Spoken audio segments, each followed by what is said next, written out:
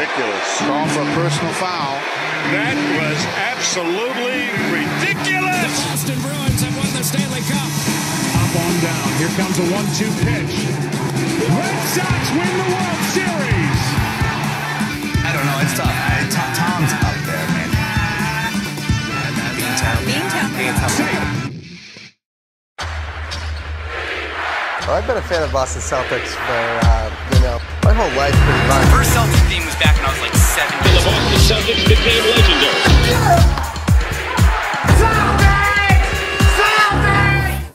What is going on YouTube? It's your boy Jess Media on YouTube and from Beantown Takes, back again with another video, and you know what time it is. It is NBA trade deadline season. The Boston Celtics are right now the best team in the NBA. They are looking very good. They are looking really, really, really good, actually. Much better than last season, to be completely honest with you. What do they need? What do they need to get the best chance to win Banner 18? A better chance than they do right now, I should say, because they look like the favorites right now. But what will put them over the edge this upcoming playoffs? What do they need? They definitely need bench depth. I definitely think they need bench scoring. That's something that's been very inconsistent all year. Someone I would like to see them go after, there would be Lonnie Walker IV. He's on a $2 million deal that's expiring after this season. I don't think it's going to cost much to get him. You might be able to give up, like, let's say, Delano Banton or someone on the back of the bench to match salary. And then maybe you'll have to give up, like, a couple picks. You can get away with not giving up a first-round pick. That would be great. If not, let's just say a first and a second would get the deal done, in my opinion. I'm still iffy on the backup big situation. What I think they're going to do right now is they're going to have Al as the backup big going into the playoffs. But let's say, hypothetically, they face Milwaukee or Philly in the playoffs, right? I wouldn't mind seeing a double big lineup here and there because Al Horford can lock down Joel Embiid and he can lock down Giannis. We've seen him be able to do that before.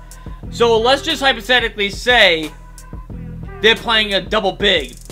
You need a backup big. Maybe that's a need they go after there. They do have a Grant Williams $6.2 million trade player exception that they can use. So all they'd have to do is add in like a pick or two, whatever, and then plug in the trade player exception into the contract of whoever they're going to get. But it has to be matching, obviously. Wing depth is iffy for me because Sam Hauser is playing good. Could you use another wing? Absolutely you could. But in my opinion, I think Hauser's playing good right now. He's shooting the lights out from 3. Maybe you could get away with playing Sam Hauser in the playoffs. I don't know. But Brad Stevens is going to reveal his biggest Celtics need at the 2024 trade deadline. Super excited about to hear what his plans are. Trader Brad. I'm giving him the nickname. Leave a thumbs up if you guys enjoy these videos. Subscribe now if you guys know what you guys have to do. Go check out the website. The link's in the description down below. And without further ado, let's hop straight into this video. Thanks for no doubt. This every day? That's right. Every day. Every day. Look at this smile, man. What's your, I guess, big picture evaluation of where you guys are and what you might need to still become? I mean, I think every year, you know, around this time, we're looking at, okay, how do we improve to give ourselves our best chance? And I think, you know, there's different ways to do it. Obviously, you can improve from within and you know, we can get better at what we do on both ends of the court and hopefully make strides individually and then how we fit together, and then you can improve from, you know, free agency or trades or whatever. I do think that, you know, the key to us is going to be the improvement from within. You know, I just think that we've done a really good job of that thus far. I like how, you know, today's practice we came in and worked on exactly what I thought was, you know, dead on to what we need to do to be better, to have more options to play our best. And we've been good thus far, you know, but we're 30 some odd games in and we've all lived this. This is a journey. We're going to have our ups and downs from here on out, but we're very capable. And I think that, you know, we've shown that. What have you seen from Joe in his second season as the head coach here, where he's more comfortable with his progress with it? Yeah, I mean, I think Joe's done a great job of right out of the gate saying this is how we need to be, this is what we need to do for each other to be the best that we can be. These are the strengths of your teammates. How can we get those out of them and make that a focal point? You know, people use the word sacrifice a lot. I think it's you know, the idea of being, you know, of serving your team, like being there for the good of your group, and I think he's done a great job of that all the way through. Again, I've been in several of these practices now where we come back off a loss or a long trip, or even some wins where we didn't play very well or didn't do things very well, and we're just doing all the right stuff to improve. And so we're not going to be perfect, but you know, again, I think we got a shot, and we've got an unbelievable group of people, like just all pulling in one direction, you know. Oh, this is all music to my ears. You kidding me? As a fan, you love this. Even on games where they felt like they didn't play well in a win, they're treating it like it's a loss. Oh my God, that's great. I feel like in years past, if they won a game, they just wouldn't look at like what they did bad or whatever, and they just move on to the next, saying, hey, we won, we did our job at the end of the day, let's move on to the next one. No, like the fact that they're dissecting every single little thing in these games, that's different. Hashtag it's different here. My phone doesn't ring very often. Like, it's just it's a really good group. How did you envision Kristaps, you know, what it might look like with him in this group, and how does it kind of compare to how you envision that, you know, just watching him over the years of the coaching and this kind of thing? Well, I think I said this when we traded for him. I think people get caught up in whatever a guy is from the time he's 19 to 22, and they keep that as his bio forever, right? And I think that you got to watch how people improve and get better, and you can kind of see that in time over Washington. I think he's even improved and taken a step this year, and I think he could still get a lot better. We're asking him to do a lot of things, specifically on the defensive end, that he's not used to, and you know, we're going to have to his continued growth and ascension is going to be important for our team. But he's been great.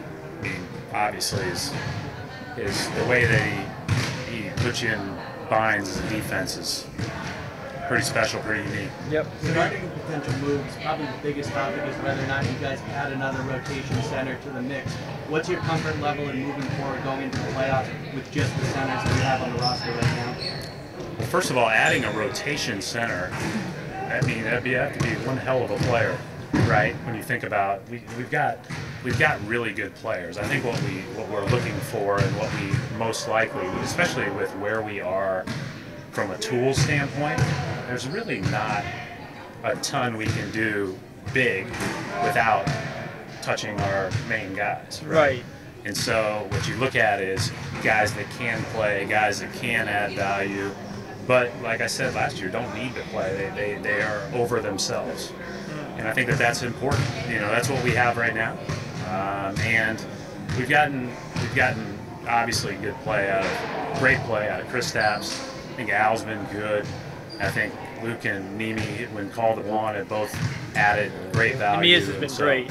You know, if we end up adding somebody, you know, I don't know that it'll be a game changer in the way that you said it from a rotation standpoint, but you know, from an every night standpoint. Have Luke and Mimi surprised you? I mean, they played very well.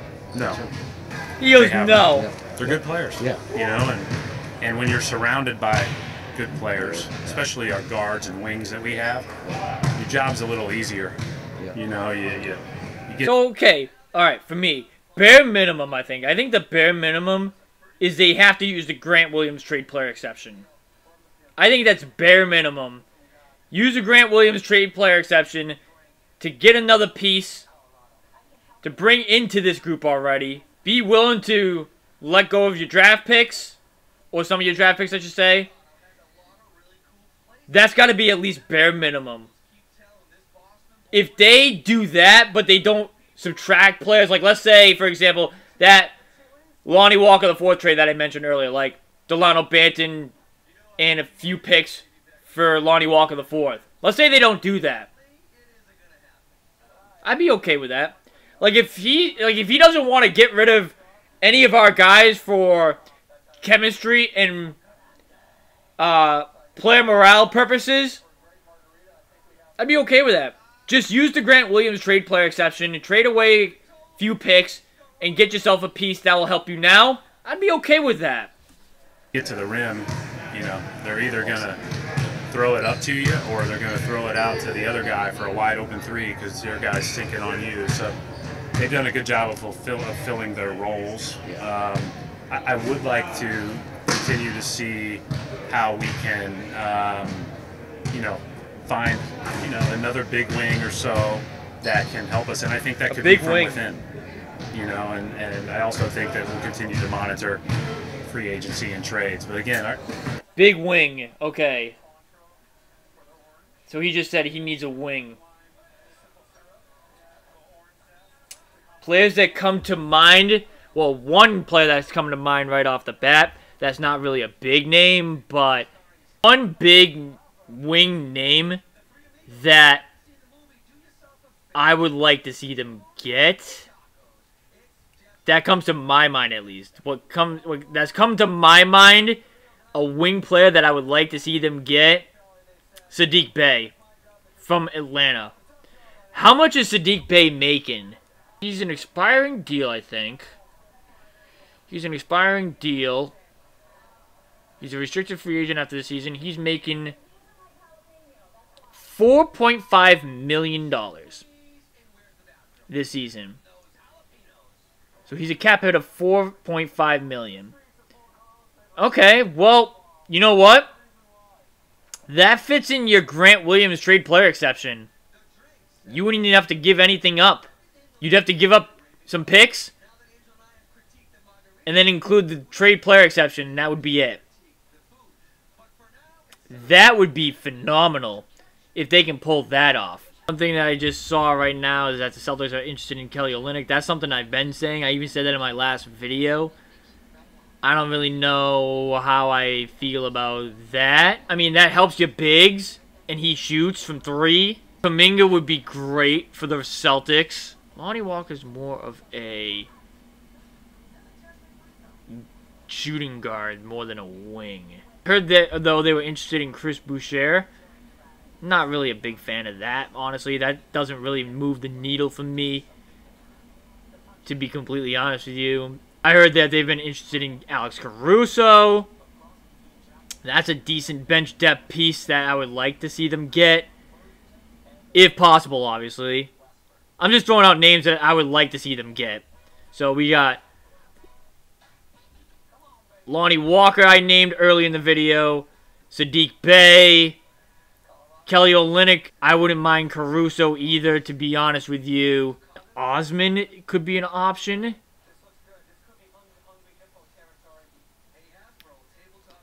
Brings some championship pedigree. Did he win a championship with the Cavs? Did he win that year? I don't remember off the top of my head if he won or not. Maybe. I don't know. Osman wouldn't be terrible. But that'd be like a small move. So yeah, they don't really have much to work with because of this salary cap situation. But like, there are some names out there that could definitely move the needle for the Celtics. Because it's already in the favor for the Celtics, but like, to put them, there are some moves like where they could make to put them over the top. The difference in this year and maybe other years is our tools are pretty limited, you know, from a dollar standpoint. Yeah, right. From that standpoint, you guys do have the grant TPE. We do.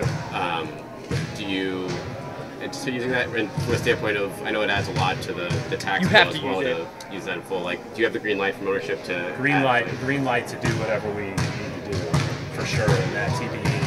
That's okay, well, really the #1 tool we have, right? Is the ability to add somebody, but that's 6.1 or 6.2 million, right? So it's a small number of people. A lot of the people that are in that were signed to minimums or smaller contracts or are on their rookie scale deals that teams aren't exactly excited to move on from yet. So it's a very small group of people, but we're going to exhaust it. We're going to look at it.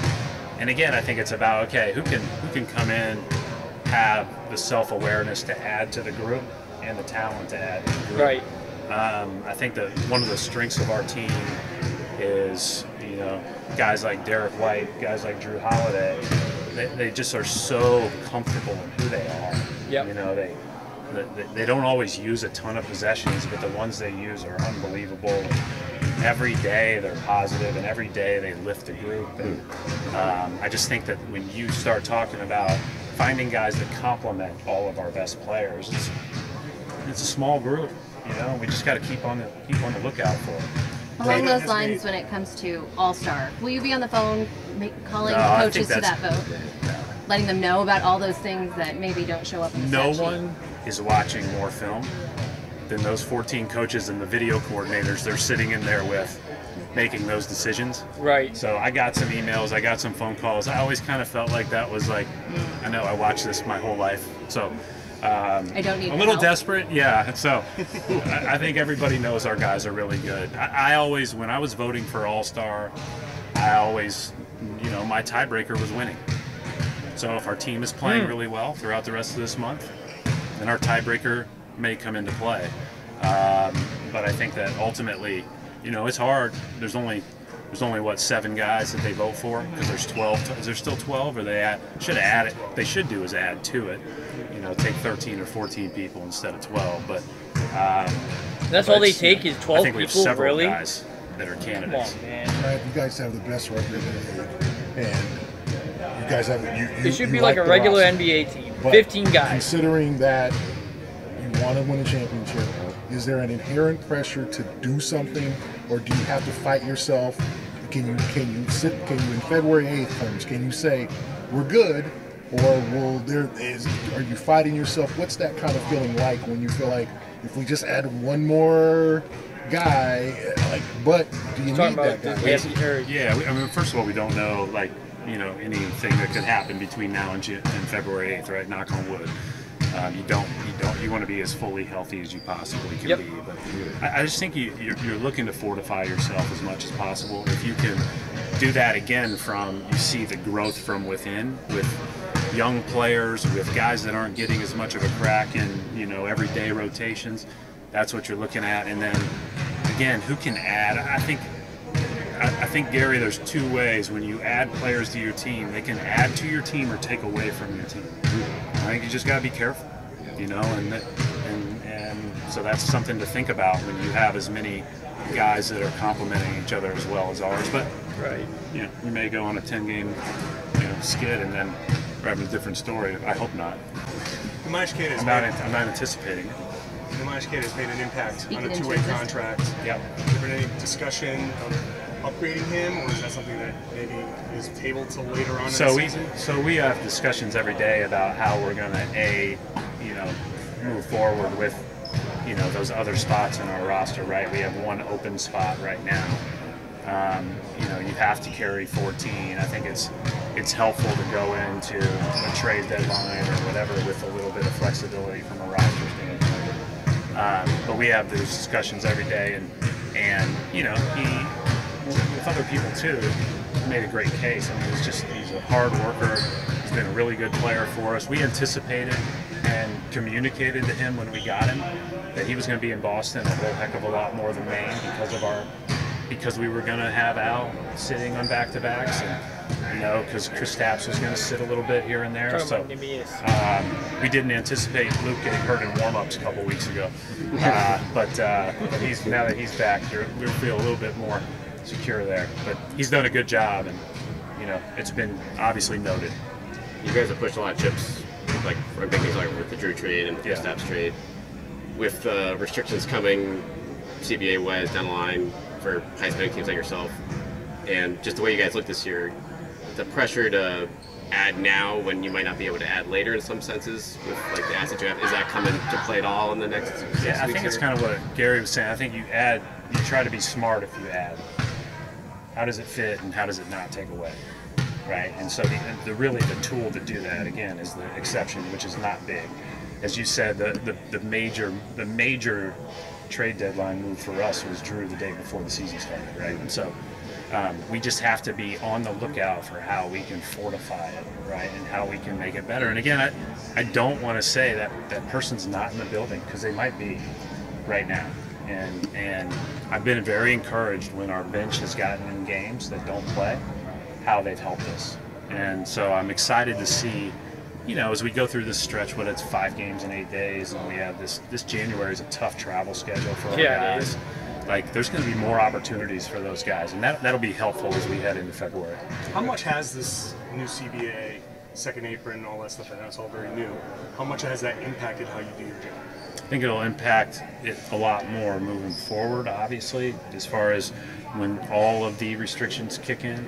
Obviously, we made a decision that was well informed, I guess, from our standpoint, and with the green light from our ownership to spend and be over the second apron right now. But those are things that people are going to have to make decisions as the tools get more restricted moving forward. But I know you guys have a big day with Mike, or he'll explain all of the fun things that we talk about on a daily basis. A couple questions. You guys have a bunch of guys, a few guys I should say, on non-guaranteed deals coming up. Do you anticipate if that's still in flux into the I've been really pleased with all those guys. You know, I don't want to say what we do or don't do. I don't want to put I